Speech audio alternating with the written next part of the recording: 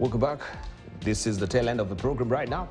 And we want to turn our focus on the Ethiopia-Somalia dispute, where Egypt's leader has said his country stands shoulder to shoulder with Somalia in its dispute with landlocked Ethiopia, which struck a deal with Somaliland to obtain access to the sea and establish a marine force base. President Abdel Fattah el-Sisi slammed Ethiopia's agreement with the breakaway region. He called on Ethiopia to seek benefits from seaports in Somalia and Djibouti, quote-unquote, through transitional means rather than through attempts to control another country's territory.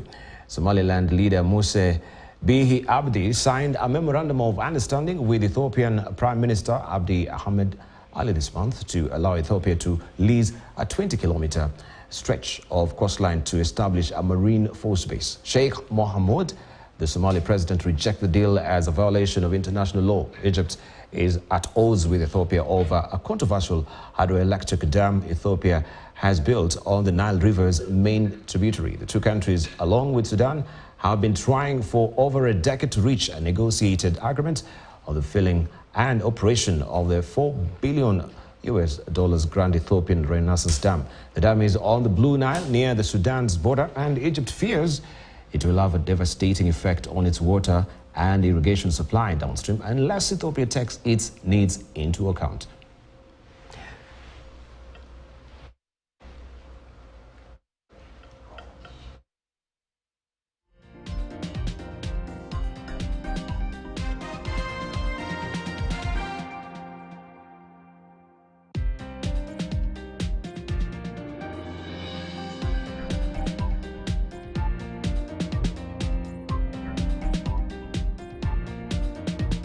At Ethiopia-Somalia dispute briefly before also we go to what the U.S. is talking about with the abortion bill.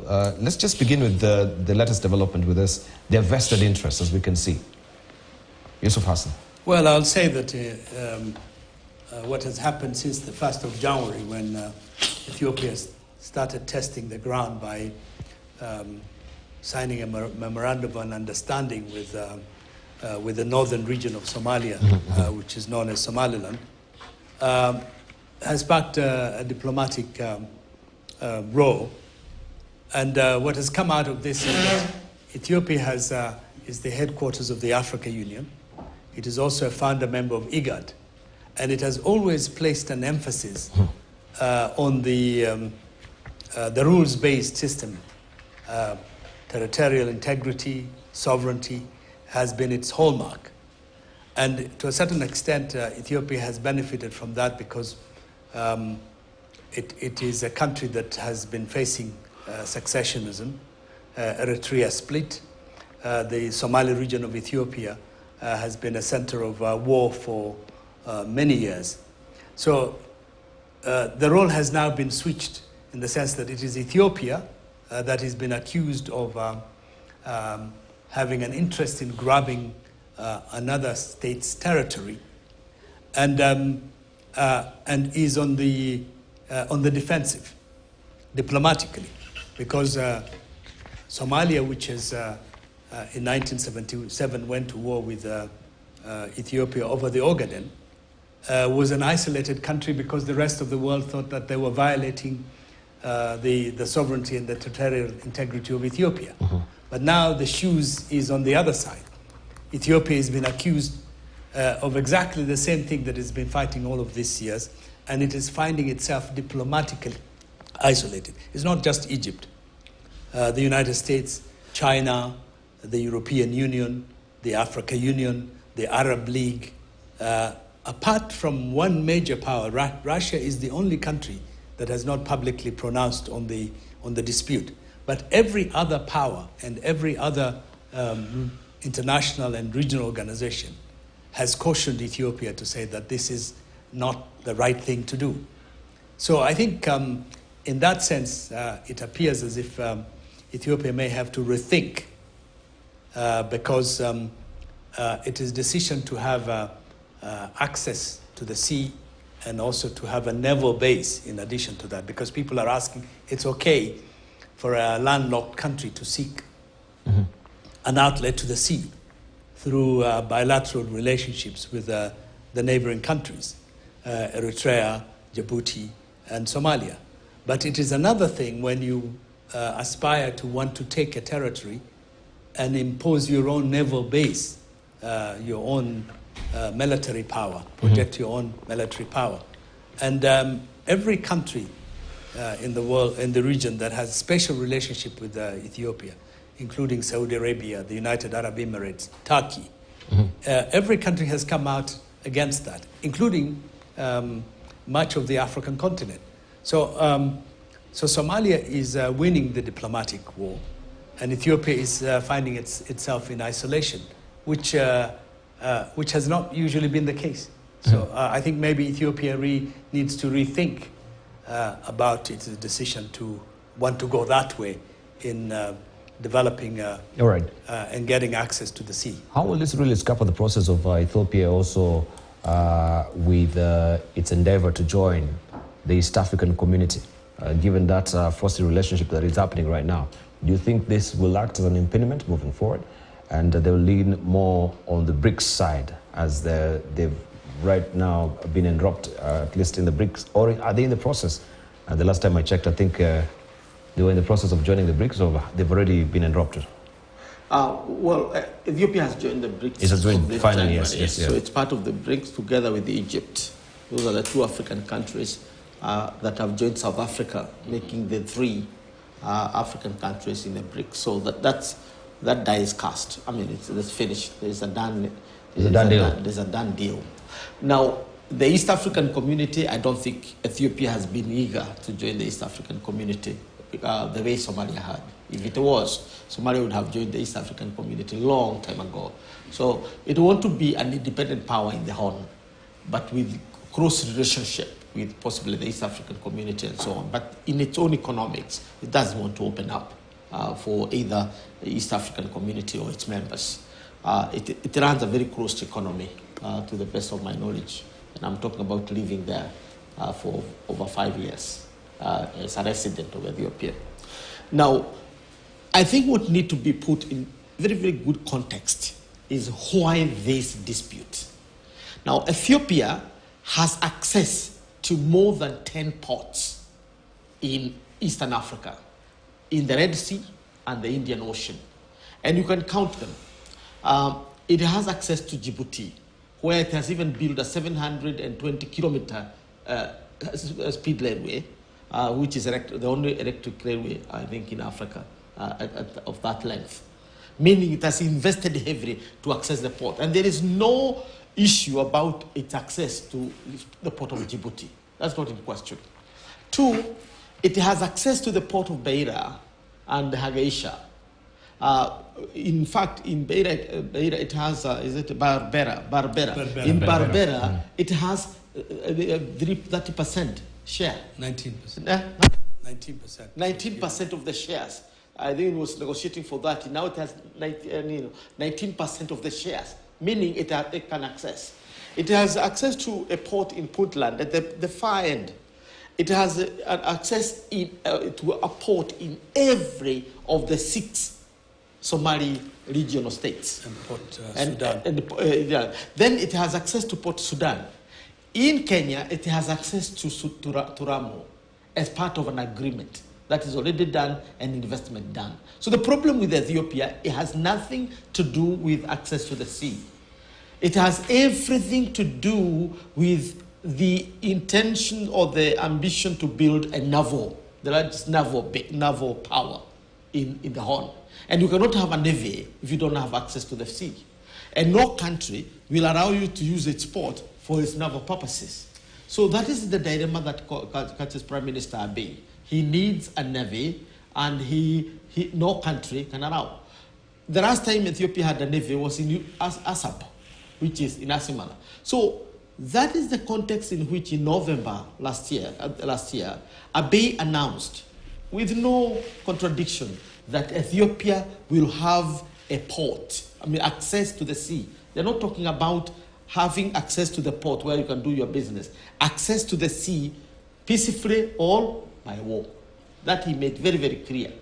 Now, when you look at the part of Somalia he has annexed, it is not Berbera. It is actually a corridor between Djibouti and itself, which is 20 kilometers, which is the shortest distance from Ethiopia to the sea. It is about 80 kilometers. From the Ethiopian border, the tip, when you look at the Ogaden region, that tip to the Red Sea. And that area is very strategic because it is the entry point to the Red Sea. So it means that the moment Ethiopia builds its naval base there, it will control and determine who enters and who doesn't enter the Gulf of Aden into the Red Sea. And that is what has set feelers in Egypt. Egypt is cornered twice. You've built the Millennium Dam, which is basically, according to them, strangulating the Nile waters. So Ethiopia controlled the Nile waters. Now you want to control the Red Sea waters. And that is what has pushed Egypt, al-Sisi, into Somalia. And the point is, diplomatically, Ethiopia is on the long side of things. Now, what has irked Somalia as a government and as a society is the fact that it has signed a deal with a breakaway part of Somalia, and in exchange for literally supporting that region to break away. It is basically recognizing Somaliland as a sovereign state. That is why everything is wrong with this deal. And that's why Ethiopia is not getting any support from anywhere, because you support the breaking away of another country, a member country, and then you ride on that to occupy aggressively a land that is owned by another society. Thank you. That is not good. Yeah, Dr. Kanenja.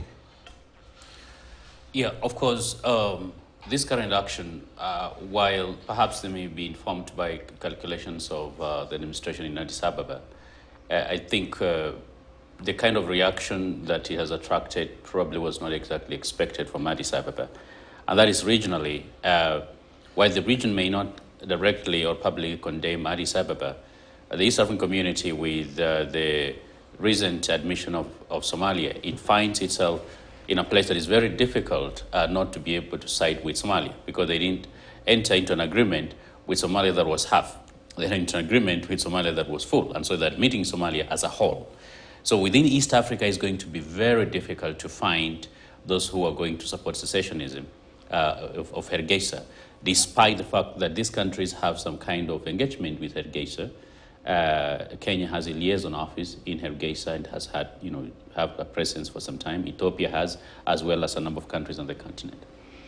But secondly, it also complicates the situation in terms of security architecture within the region, and especially when discussing the post-ATMIS Somalia. We know that Addis Ababa has played a fundamental role, has been part of those countries that have been contributed in terms of maintaining security within Ethiopia under the framework, or within Somalia. And so the current tensions, I think, complicates the post-ATMIS in Somalia, but also fuels tensions that are not going to contribute to pacifying the region, considering what is happening in Sudan, considering that South Sudan, despite the relative peace we are seeing, the revitalized agreement has never really been completed in terms of being implemented. And Ethiopia itself is facing some nationalist or subnational resistance, especially from the Amhara region. And so it doesn't exactly bode well for 2024 for the region. But what we hope is there's going to be recognition that perhaps they need to take back. Good thing is the MOU is not exactly legally binding. And so while it suggests that Ethiopia may recognize Somaliland, it did not recognize it outrightly. And so perhaps we can use this kind of ambiguity to go back to the negotiating table and try to pacify the region, because if we don't and start taking this matter seriously, then we may be going down a very dangerous path, considering the geopolitics of the region and how important the Horn of Africa is, not just to the Gulf countries, but also the rest of the world. This region may become very dirty very quickly if we do not move with speed to arrest it. Right.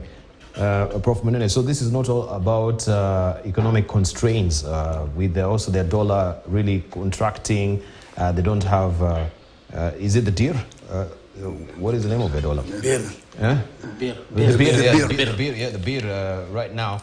It is about, as you say, the whole of Africa supremacy that Ethiopia wants to impose. Well, Your brief remarks. see, Ethiopia is very unfortunate, and Abiy is wrong in every way. But he's not the first to have this kind of thing. He thinks he's a reincarnated Menelik II. And Menelik had these dreams of going all the way to the sea. Only that he was taught by the British, the Italians, and the French, who created the borders, the Ethiopian borders.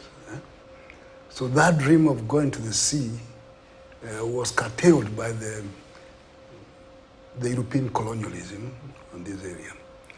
Even Haile Selassie had the same dream. And what you have, Abiy is now thinking that he can do it.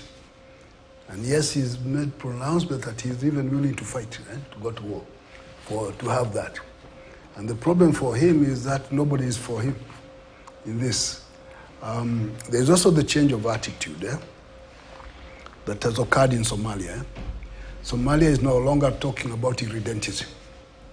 So abandon that. So now we have Ethiopia is the one doing it. Say now we need this, so you go there. So for Egypt to say we are not with you, of course Egypt has a good reason to like to beat up on Ethiopia because of the dam. And it needs a good excuse. So if this happens, and even the Turks who are operating in Somalia, they have also said no. And the Americans have said no. So Ethiopia is isolated because it's going the wrong direction. And it wants to control a particular part of the sea. And in controlling that particular part of the sea, it can have the navy that it wants and build up and maybe flex its muscles. Along the way, it has quarreled with almost everybody. I think a few years ago, they were ganging up. There was a gang up, Ethiopia, Eritrea, and Somalia. They looked like the three musketeers. And who was the target at the time? Kenya. And Kenya was very jittery. What's going on here?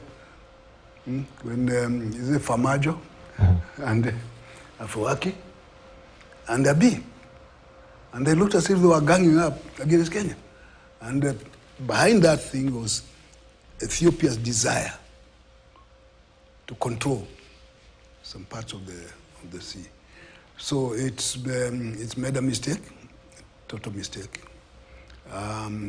It is alone. And the Europeans who gave him a Nobel, I think, have been regretting they made a mistake. Because he's used that as if it's a leverage to do whatever he wants. So he's not going anywhere. Ethiopia and Kenya have defense understanding, ranging back into the 60s. That understanding is not a license for Ethiopia to do what it. And I think in this case, Kenya, I think would stand well and say, no, that one, no. We can't agree to that. So it is unfortunate for Abiy. He's discredited himself. He is a problem. And maybe somebody should remind him, be careful. You are alone here. You're overambitious. You're overambitious. Yes. All right. Let's get our closing remarks and talking about that particular defense agreement with Ethiopia that hacks back into the 60s. Do you think, as we're winding up just briefly, maybe you as a departmental committee on foreign relations, security and diplomacy, we need to relook at that? No, I think that agreement was determined by the facts on the ground at that time. You know that Kenya was a newly independent country. It was facing a rebellion in its northern region, supported by Somalia. And Ethiopia was a major regional power. And it was a natural, rational decision for any country to make. But we also may enter an agreement with Somalia on issues of mutual interest. But going through the streams of time, I think it has been overtaken by events. Yes, indeed. Yeah, so now Somalia is now part of the East African community. that's what I'm saying. That we need to look at that particular agreement. Maybe we should consider it. I don't know. But most agreements they have their relevancy at one time, and then eventually they become irrelevant and people move on. So I don't think there's any need to sort of revisit it. It's just would become useful when somebody might whip it as like, hey, do you remember this agreement? So we need maybe to completely obliterate it. But if you look at that agreement was entirely for Kenya to seek support from a more powerful neighbor if it was threatened. Okay. It was never a situation where Kenya would be required to go to the rescue of the other party. Thank you. All right, your closing remarks. I think closing remarks. In view of what is happening, I think Kenya need basically to denounce the pact. To denounce the pact, yes. Yeah, we need to somehow make a statement in one way or another and denounce that pact between us and Ethiopia, because we are actually the next. Remember, the long game of Abiy is to create an Oromia, which stretches from Ethiopia to the Tana River, where the Oromo-speaking people are.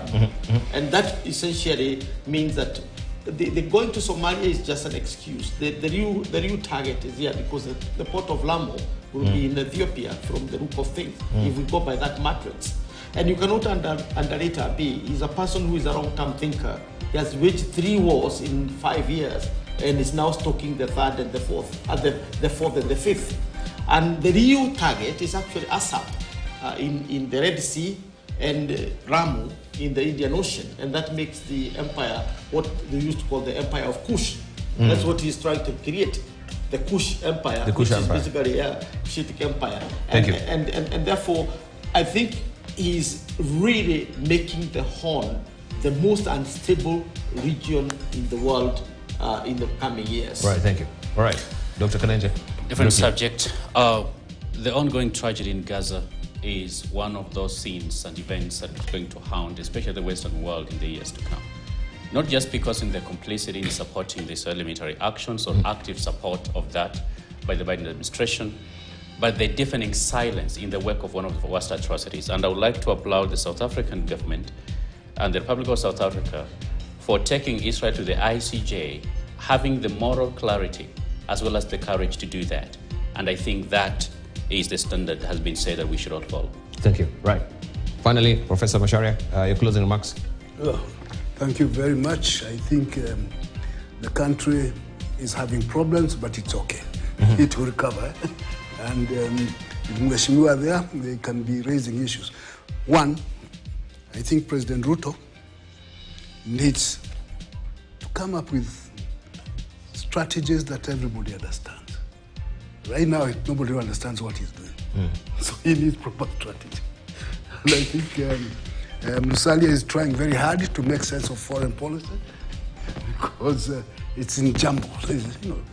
So there's need for that rethinking of the direction the country is going.